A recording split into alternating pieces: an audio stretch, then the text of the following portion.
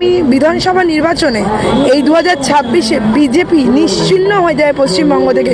মানুষ জাস্ট ফুঁসছে যে জনসাধারণকে বোকা বানিয়ে টুপি পরিয়ে বিজেপির যেই রাজনীতি, বারবার আমরা যেটা বলি যে এই বাংলায় কিন্তু এই ধরনের রাজনীতি চলেনি বা চলবে না। 2026-এ 26টা ভোটও পাবে না, তার শুরু হয়ে গেছে। যেভাবে বিজেপি তারা খাচ্ছে চতুর্দিক থেকে, শুভেন্দু যে পথে যায় বঙ্গ বিজেপি আজকাল সে পথে যায়। তো এর আগে মহেশতলার ঘটনায় আমরা দেখেছিলাম যে এই শুভেন্দুবাবু মন্দির থেকে তারা খেয়েছিলেন। এবার বিজেপি বিধায়করা যারা গেলেন বা এমপিরা যারা গেলেন, তাদের তো 5 বছরে তাদের মেয়াদকালে দেখা যায় না। মানুষের ভোট নিয়ে এরা গদি দখল করে, মানুষের মন দখলটা তো কাজ দিয়ে করতে পারে না বিজেপির লোকেরা। তো এখন যেটা করছেন মুখ্যমন্ত্রী মমতা বন্দ্যোপাধ্যায়, যেই শুনেছে কার্নিভালের পরের দিন উত্তরবঙ্গ যাচ্ছে এবং প্রচুর সামগ্রী ত্রাণের নিয়ে যাচ্ছে, মানুষকে পুনর্বাসনের ব্যবস্থা করছে এবং যথাসম্ভব আর্থিক সাহায্য দেবে, যতটা প্রয়োজন দেবে।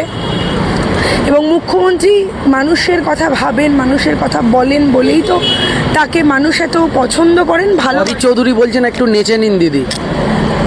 অধীর বাবুর কথা আমি কি বলবো, ওনাকে নাচতে নাচতে তো বিহারে পাঠিয়ে দিচ্ছেন, ক্ষমতার মানে দায়িত্ব ফায়িত্ব দিয়ে নিজের বঙ্গে আর নাচ দেখানোর জায়গা পাচ্ছেন না। পশ্চিমবঙ্গটা ওনার নাচের ভূমির থেকে বাইরে চলে গেছে।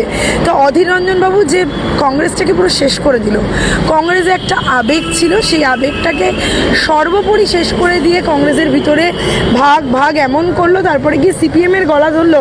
সেই সিপিএম যারা কিনা ইন্দিরা গান্ধীকে একদিন ডাইনি আখ্যা দিয়েছিল, সেই কংগ্রেস যে ভোট দিয়ে এসেছিল কংগ্রেসে বলে তাদের হাত দুখানি কেটে নিয়েছিল সিপিএম, তারা নাকি জোট বন্ধন করলো কিনা মমতা বন্দ্যোপাধ্যায়ের বিরুদ্ধে।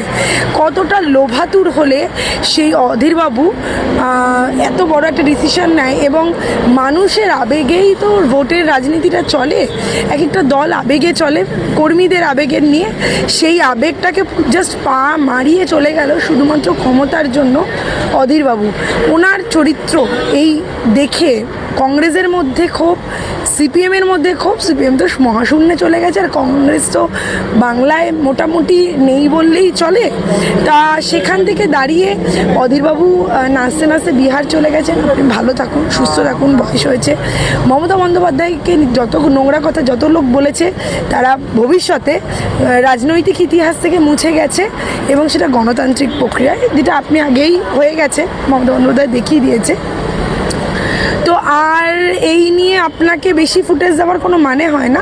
আপনারা বলছেন যে জনগণ জনরোষে পড়ছে, বিজেপি নেতারা জনগণ তাড়া করছে। বিজেপি বলছে, শুভেন্দু অধিকারী তো বললেন যে মমতা ব্যানার্জির নির্দেশে হয়েছে। আচ্ছা শুনুন না, ওনারা ভোটে জিতেছিল বলেই তো ওখানের এমপি